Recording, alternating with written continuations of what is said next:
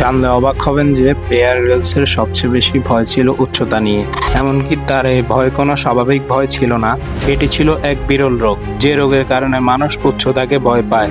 কিন্তু মজার ব্যাপার হলো, তার কিছু বছর পর থেকে সেই ভীতু বেয়ার গ্রিলসের শো শুরু হতে থাকে বিশাল উচ্চতায় হেলিকপ্টার থেকে নিচে লাফ দেওয়ার মাধ্যমে। বেশ অবাক লাগছে, তাই না?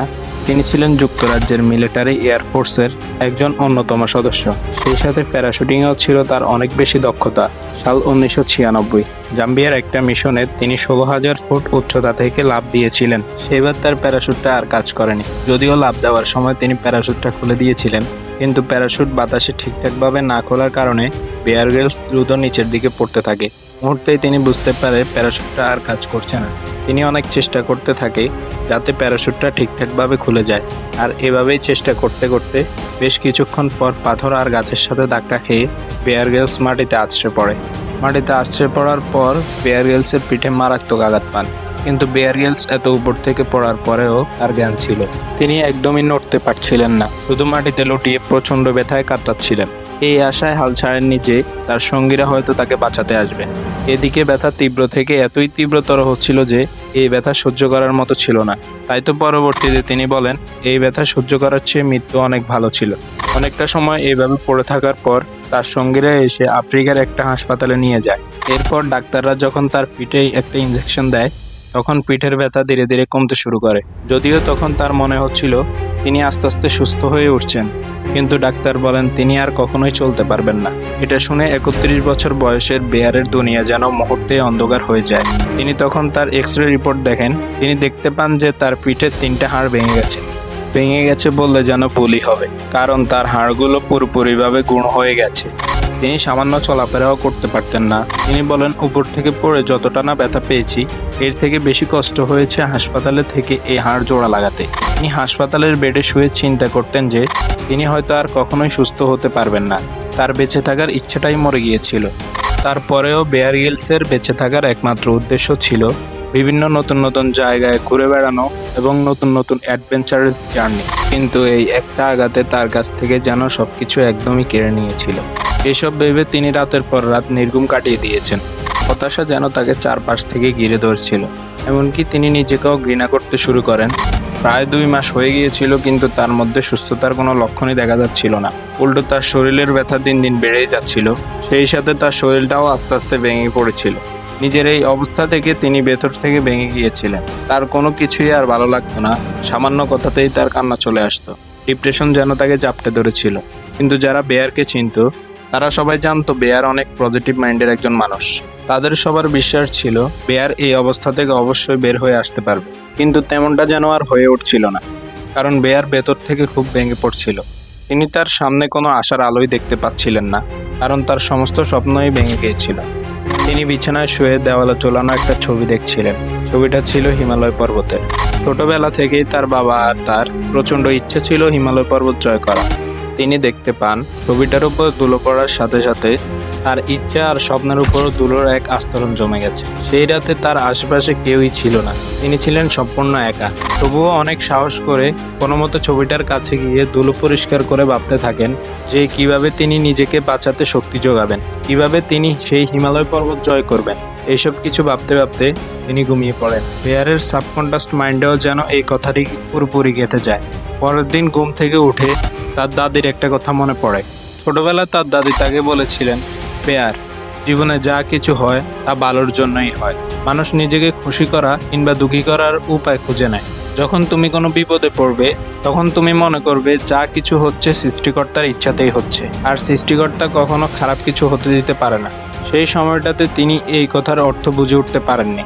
বেয়ার তখন ভাবতে থাকে, তাই তো, তিনি তো এই ঘটনায় মারাও যেতে পারতেন, কিন্তু তিনি বেঁচে আছেন। নিশ্চয়ই সৃষ্টিকর্তা তার জন্য ভালো কিছু রেখেছেন। এরপর তার সকল চিন্তা দূর হয়ে যায়। জীবনে কি তিনি আর কোনোদিন হাঁটতে পারবেন? স্পেশাল এয়ারফোর্সে কি তিনি যেতে পারবেন? আর এই সকল চিন্তা যেন হাওয়ায় মিশে যায়। এই ওভার থিঙ্কিংগুলো কমিয়ে দেওয়ার সাথে সাথে তিনি মানসিক শান্তি পেতে শুরু করেন। একই সাথে তার নেগেটিভ স্ট্রেসও কমতে শুরু করে। নিজের শরীরের আগে তিনি নিজের মনকে সুস্থ করতে শুরু করেন। মন ভালো থাকলে শরীরও ভালো থাকতে বাধ্য। নিজের মনকে এভাবে কন্ট্রোলে নিয়ে আসার কিছুদিন পর তিনি শারীরিকভাবে উন্নতি করতে শুরু করেন। হাড়গুলো জোড়া লাগতে শুরু করে। সেই সময়টাতে তার আবারও সবচেয়ে কাছের বন্ধু জেমির একটা কথা মনে পড়ে।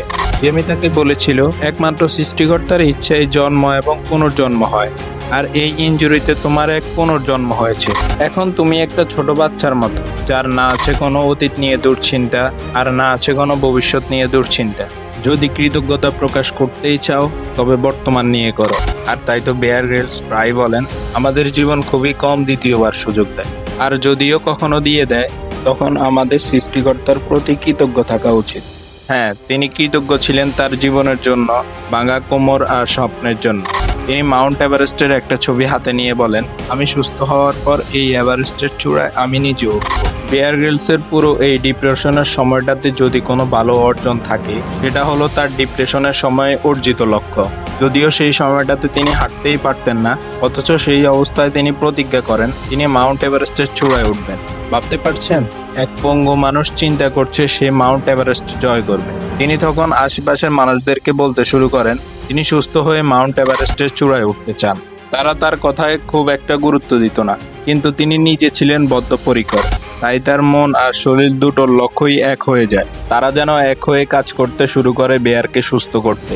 ভয়ানক সেই দুর্ঘটনার 3 মাসের মাথায় বেয়ারের ব্যথা কমতে শুরু করে, আর 8 মাস পর তাকে হাসপাতাল থেকে রিলিজ দিয়ে দেওয়া হয়। মাত্র 1 বছরের মধ্যে তিনি পুরোপুরি সুস্থ হয়ে যান। যদিও ডাক্তাররা তাকে নতুন করে মিলিটারি ট্রেনিং নিতে মানা করেছিলেন, কিন্তু কোনো চাকরি ছাড়া তো আর অর্থ উপার্জন করা সম্ভব না। এইদিকে সেই বেয়ারের স্বপ্ন পূরণ করতে 25 লক্ষ টাকার প্রয়োজন ছিল, সেই সাথে হিমালয় পর্বতে ওঠার জন্য আরও বেশ কিছু অর্থ। তিনি এই অর্থ উপার্জনের জন্য শত শত কোম্পানির কাছে স্পন্সরশিপের জন্য আবেদন করেছিলেন, কিন্তু সবাই তাকে রিজেক্ট করে দেয়। এতবার রিজেকশনের পরেও তিনি থেমে যাননি। আবারও অনেকের সাথে কথা বলেন, কিন্তু সবাই তাকে নিরাশ করে দেয়। অবশেষে আর্ম স্পেশাল চ্যারিটি এই স্বপ্ন পূরণের সহায়তা করতে রাজি হন।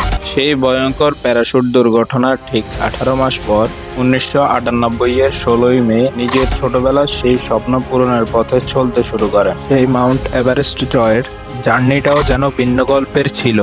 সেটা মোটেও সহজ কিছু ছিল না। হিমালয় পর্বত বিজয়ের সময় তিনি তার 4 জন সঙ্গীকে প্রাণ হারাতে দেখেছেন। বেয়ার নিজেও 2 বার মরতে মরতে বেঁচে গিয়েছিলেন। ব্রিটেনের সবচেয়ে কম বয়সী হিসেবে এভারেস্ট জয় করার খ্যাতি অর্জন করেন। তখন অনেকেই তাকে বিভিন্ন সেমিনারে ডাকতে শুরু করে, তাকে নিয়ে বিভিন্ন ডকুমেন্টারি তৈরি করা হয়। অবশেষে ডিসকভারি থেকে তাকে সেই সুযোগ দেওয়া হয় যা তাকে বিশ্বজুড়ে খ্যাতি অর্জন করতে সাহায্য করেছে। আর এরপরে সবাই তাকে ম্যান ভার্সেস ওয়ার্ল্ডের মধ্যে চিনতে শুরু করে। আপনিও হয়তো তাদের মধ্যে একজন। আপনার শুধু বাকি আছে আপনার নিজেকে খুঁজে বের করা। একটা মানুষ যার মেরুদণ্ডের হাড় গুঁড়ো হয়ে গিয়েছিল, ডাক্তার বলেছিল তাকে দিয়ে আর কোনোদিনও সম্ভব না, আশেপাশের মানুষ বলেছিল সম্ভব না, আর তিনি নিজেও বিশ্বাস করে নিয়েছিলেন তাকে দিয়ে হয়তোবা আর সম্ভব না। সেই মানুষটি বিশ্ব জয় করে দেখিয়েছে। প্রতিটা মুহূর্তেই ছিল যুদ্ধ, কখনো জলে ডুবে যাওয়া, কখনো বাঘের সামনে দাঁড়ানো। কিন্তু বেয়ার জানতো ভয় মানে থেমে যাওয়া নয়, বরং সাহসী হয়ে সামনে এগিয়ে চল।